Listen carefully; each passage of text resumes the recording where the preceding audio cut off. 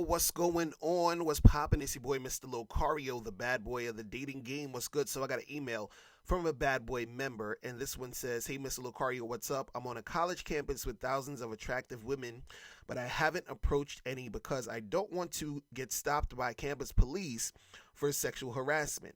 I know that if a girl tells you that she is not interested the first time and you keep trying, that is sexual harassment. I don't have a problem with charging chicks to the game. However, I'm having a tough time with the numbers game concept. For instance, if I approach 100 girls and I hook up with 10, I probably won't remember the other 90 girls who denied me. This would be excellent for a big city like New York, but on a college campus where I see the same women again, I could make the mistake of approaching women multiple times without realizing I already tried talking to them. This would make me a legit sexual harasser. I don't want some crazy feminist turning me in to the campus police. How do I avoid this? Also, I read Mode 1 and part of Nice Guys and Players, and both Alan Roger Curry and Ron Wills are not in favor of touching women during your first interaction.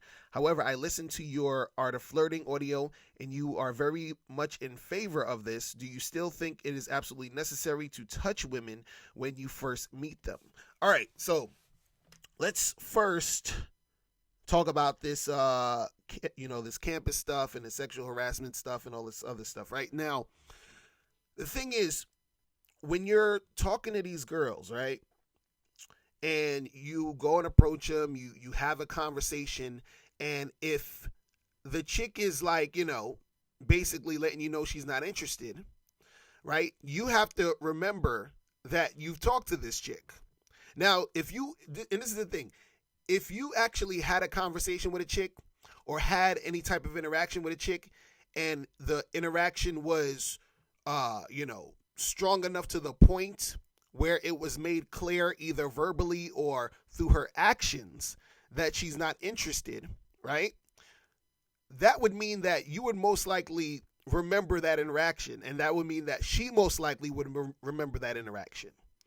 You understand? So you have to make sure that you're on point, remembering who you talked to and who you didn't talk to, right?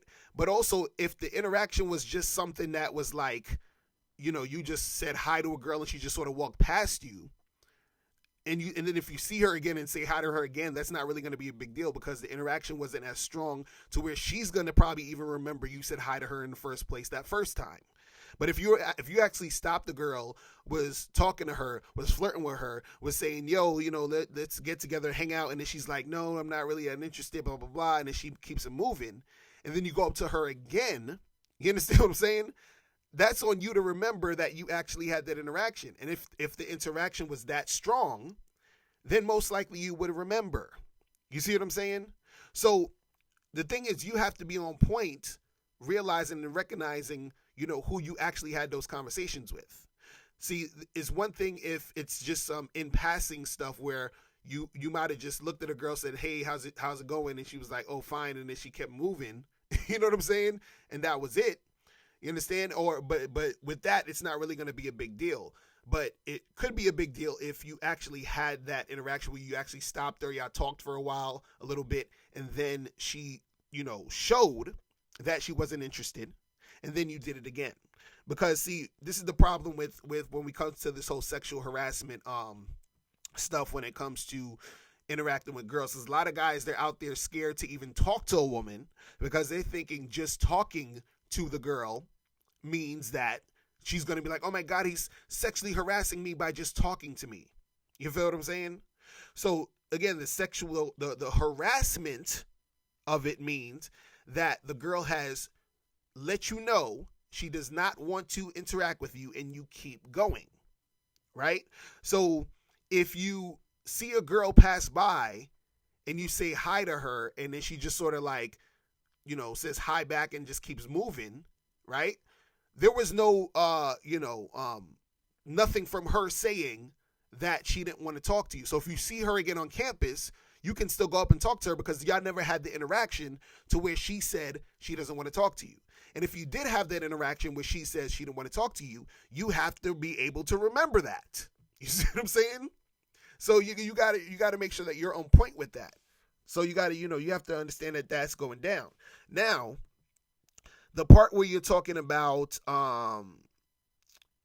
you were saying about touching a girl, and you were saying that you started flirting, and you said I'm in favor of touching a girl. You said, do you still think it's absolutely necessary to touch women when you first meet them?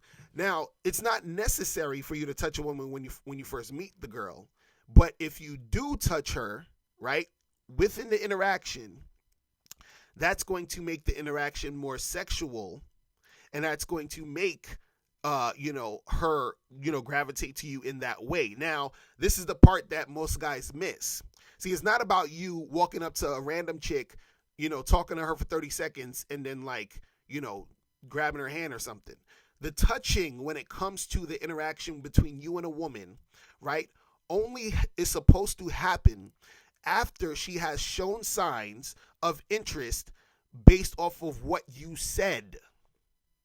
Do you understand? So there should always be that verbal communication first to indicate that she is interested in you. Then once that indication is there, then you can move on to touching. Because the touching is going to be received based off of the fact that she is showing interest in what you're saying verbally. You see what I'm saying? So the thing is, if I'm at a bar and I'm talking to a girl and I'm, flirting with her or whatever, and she's not really showing interest, she's not being receptive to my flirting, then I'm not going to grab her hand. I'm not going to put my arm around her and pull her closer into me because she's not being receptive to what I'm saying in the first place. Now, if I go up to another girl in a bar and I start talking and she's smiling at me, she's, stepping closer to me, she's playing with her hair, she's giggling, she's, laughing at my jokes. And then, and then I say to her, I'll be like, hey, what's that? That's a nice ring you have. And then I grab her hand, right? And now we're touching. But the thing is that I've done that based off of how she was responding to me when I was, interacting with her and, talking with her and flirting with her. You see what I'm saying? So it's all within steps. And the thing that I think that's the part that a lot of guys mess up on is that they don't realize that there's levels to this shit. There's steps you take to get from point A to point B. So it's not just about randomly touching a chick. It's about when is the right time to do this, and or should you do this based off of her reaction of what's going on in the situation right now. So again, if I'm flirting with a girl and she's not being receptive, I'm not going to move on to the next thing. If I am flirting with the girl and she's being receptive, then I move on to the next thing. It's kind of like if I'm trying to, for example, if I'm trying to sell you something, right? And if you buy, let's say, I'm trying to sell you, some clothes or whatever. It's like a t-shirt and some jeans or whatever that go together. So you buy the t-shirt and the jeans, right? And then since you bought the t-shirt and the jeans, I say, yo, you should get this hat that goes with the t-shirt and the jeans. So I'm adding the hat to the situation. You feel what I'm saying? And so the reason why I'm adding the hat is because you already bought the t-shirt and the jeans. Now, if you didn't buy the t-shirt and the jeans, let's say I'm trying to sell you the t-shirt and jeans, and you're like, no, I don't really want any of that, then I'm not even going to bother to add on the hat because you wasn't receptive to even buying anything from when it comes to the t-shirt and the jeans. You're not receptive to buying anything. So why would I add something or try to get you to buy this other thing too to add to that when you haven't bought the first thing in the first place? You see what I'm saying? I'm not going to add this hat that matches the t-shirt and the jeans to the situation if you haven't bought the t-shirt and the jeans first. So I'm not going to touch the chick if she hasn't been showing that interest in the first place. You see what I'm saying? So that interest needs to be there first, then you can move on to the touching. You see what I'm saying? Because most of the time when I'm out and I'm flirting with a girl and she's showing that interest, then, I touch her hand, I grab her hand and we start holding hands. I probably put my arm around her a little bit. I pull her closer into me. And then that leads to, the kissing and all this other stuff.